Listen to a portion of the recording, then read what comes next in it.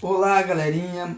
Aqui é o professor Adelso, mais uma vez com vocês, para darmos continuidade aos nossos estudos. Vamos lá, galera. Na semana passada, nós vimos sobre o Paleolítico, chamado também Idade da Pedra Lascada, o período mais extenso da pré-história, onde predominou a sociedade de homens caçadores de animais, coletores de semente, frutos, raízes.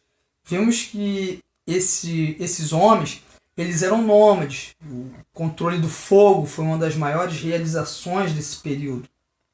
O homem do Paleolítico ele foi responsável também por admiráveis criações artísticas registradas em pinturas feitas nas paredes das cavernas, as pinturas rupestres. Passamos também pelo período Neolítico, tá?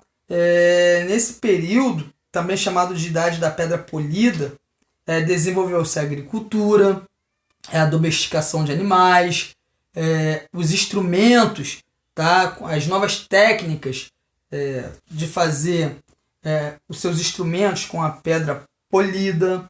Tá? Vimos também a irrigação, graças à construção desses sistemas de irrigação naturais que possibilitaram as maneiras de cultivar e colher alimentos. Então, onde vão levar água também para regiões que não eram abastecidas. Tá ok?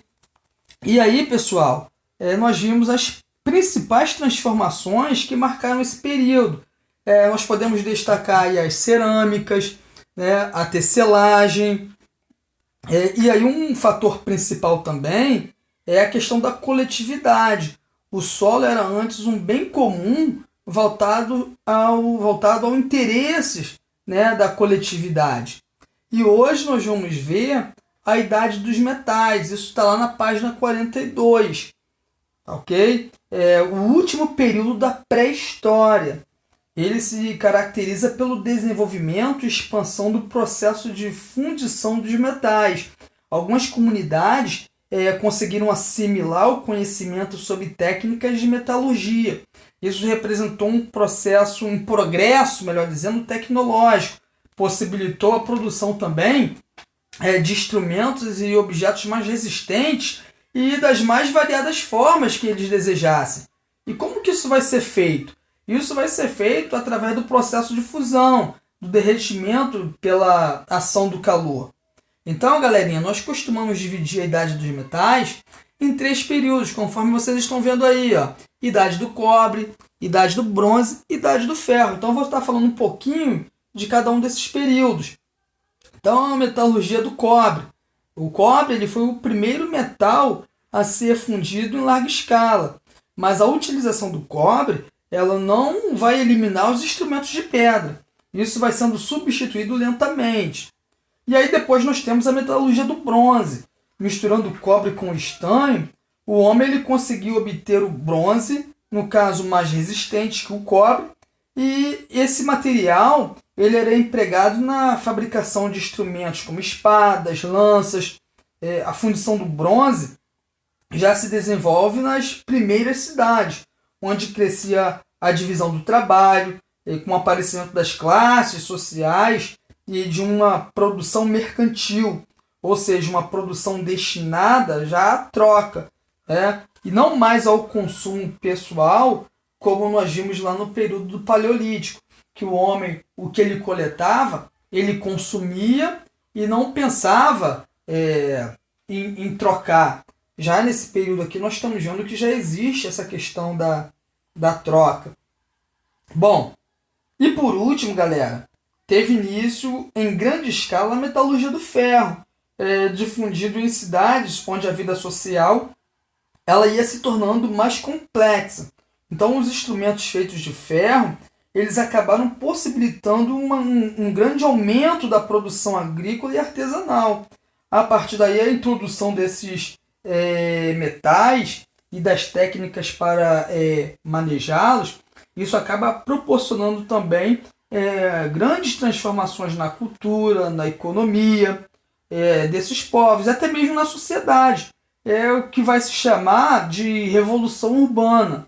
Então a vida ela foi mudando de um cenário rural para um cenário urbano. Então, assim, é isso que eu quero que vocês entendam.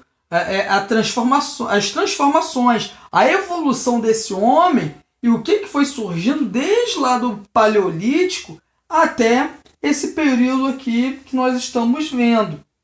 Tá? Então, conforme eu falei, a vida, tá? Ela vai, o cenário ele vai se transformando de um cenário rural para um cenário urbano.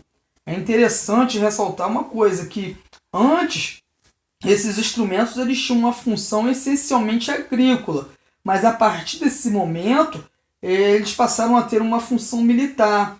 Essa ideia era para assegurar o controle sobre os novos espaços de produção, por exemplo, até mesmo de dominar o homem.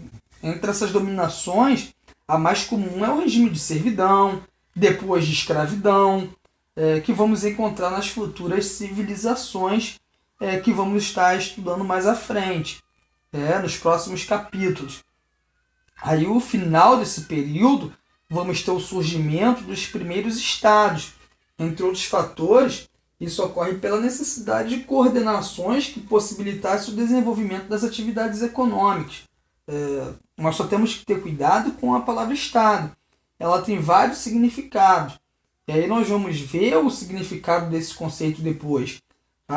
Na verdade, ele deve ser compreendido a partir de uma perspectiva histórica. Então, temos que ter cuidado com esse termo. Mas, e aí onde que eu quero chegar? E aí, com essas produções, é claro que o homem ele vai ter necessidade de desenvolver a escrita, vai fazer suas anotações, né? Enfim.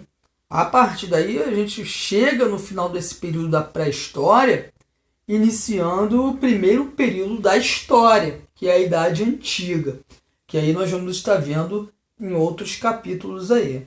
Então, galerinha, eu paro por aqui. Um forte abraço para vocês. Tem atividade lá na plataforma. Não deixem de fazer. Um forte abraço para vocês.